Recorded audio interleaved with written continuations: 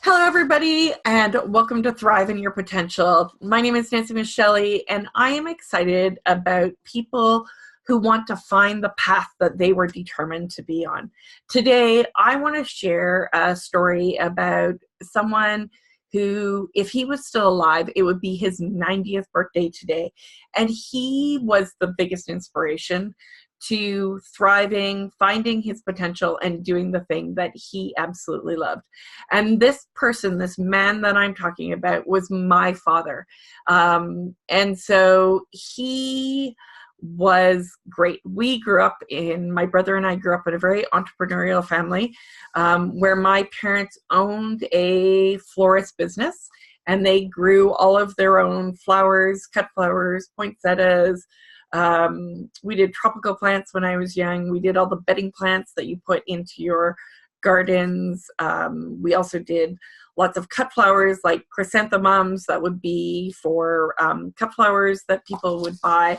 And I think chrysanthemums today are still kind of my favorite flower that we had. We had a field where we would plant gladiolas, so 25,000 gladiolas, all planted by hand. It was a lot of work. But what was really cool was my parents took that risk, took that step, and said, I want to become and have my own business. So here is, which is really cool, as I was looking through my parents' old stuff, this is from 1994, and this is their books that my mom did. And my father was a florist, so he grew up in the Netherlands. He then learned the trade in the Netherlands, and you know, the Dutch are really famous for their flowers. He transferred to England, studied and learned how to be a florist there, came to Canada with the intention to become a florist, and then due to the times and stuff to that effect, ended up getting a job that was not in his field and not something that he loved. Through the meeting of my mother, who was always somebody who moved and motivated and followed her own beat of her drum, worked with my father, and they started their own business. So in 1964, my parents started their own business. And what is really cool is on March 24th, they went to City Hall, got their business license for a total of $2.08. And this book is a record of where they started their business and how much they earned in their business. And they started this business in Montreal before moving to the small village of Spencerville, where they then grew this business. Now, businesses and entrepreneurial starts as a bit of a challenge. And what my parents did, which is really, really smart, was my father continued working full-time and my mom continued working full-time while they worked to get the business up and running and earn enough money that they were able to then go buy the farm that my parents owned since from 1967 until my mother passed away. And that farm was one of their big successes and their big goals, but they did a lot of work while working their full-time job and did things in the afternoons or on weekends, or when I believe my father was actually on shift work, so it allowed him that opportunity to do shift work. The one thing that really is important, I think, as entrepreneurs or people who want to move or create businesses is finding that person who's there to support you. Now, my mother knew absolutely nothing about flowers, and it was really quite funny when we were kids because she was a great salesperson and she could sell flowers really well, and she was really, really good at managing money. But when it came to growing the flowers and doing all of the work behind the scenes, my father did that. But as a team, and anybody who's ever grown up in the farming industry will know that your family is a really, really key perspective of that team. So my brother and I, from really, really little children, lived our lives in the greenhouses, in the nursery, helping and watching my parents do their job. And it was stressful at times. It was probably the reason my brother and I initially were like, okay, I'm not going to own my own business. I am not going to be my own person, because watching them and experiencing that as a child was really, really difficult. And our parents wanted better for us. They wanted us to go on, to be able to go to university, to go to college, to be able to study and do the things that they thought we were meant to do, and do bigger and better things.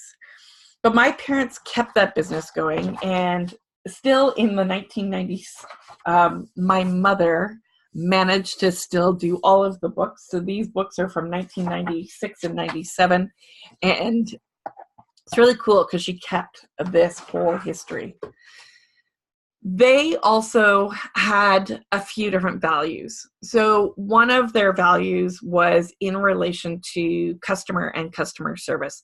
They believed that it was really, really important to provide high quality product to the customers. And my father stood by this. His flowers were incredible and beautiful, and he never ever had a problem selling out, because he only put high quality flowers in the bouquets that he would do, or in the arrangements, or in the wedding arrangements that they would do. The other thing they felt very strongly was their sense of community and their sense of the people around them. So my parents very much gave to the community and spent a lot of investment in the community by volunteering their time, by providing charitable time to help organizations and those types of things. My mother was really, really big into Girl Guides and loved to help women and children thrive and do well in their potential. My parents were also really, really cautious about money. And so as a child, I think my biggest stresses and fears in life, and part of my reason that I struggle to consider the concept of being an entrepreneur, is around money and watching that struggle happen. And it wasn't until my mother passed away that I really had a sense of actually how much money they had and how well they had saved and put investments into their life. My parents didn't invest in things like the color TV or all of the fancy tools that my friends used to have. So I had a friend who had a pool. I had a friend who, they were disc players, these big disc players before VCRs came out. And even when my mom passed away, her TV was actually smaller than my computer screen for my Mac in 2007, because they didn't put value in those things. What they did put value in was experiences that my brother and I would have. And as a child, we used to get stressed over money and not being able to have all of the luxury things. But what I recognized later on in life is they provided us a lot. They would save up and invest in travel for us to go experience the world. And we would do these 3-week-long vacations when the business season was quiet. And so it was really good what my parents did. And now that I look back and I think about what they did and how they did what their management of their business and their entrepreneurship and their relationship to the community that they were in, and how friends and family all helped them be successful, I am really inspired with the opportunity to develop my own business and really kind of step out there and start to become my own entrepreneur, to take my theories on team and community and helping organizations be successful. So I want to give a shout out to my dad, who has passed away about 16 years now, and say a huge thanks to being that inspiration, to being that man who got up every morning at 5 a.m. and went out into the greenhouses to create this beautiful life for me and my brother, and to provide beautiful flowers for the community at large. So I'm hoping you find some inspirational little points in here. I'm hoping that by recognizing, yes, working through the difficult challenges and still providing great value for those people who are your clients, who are your customers, and recognizing that even though it is a challenge, it is still very doable.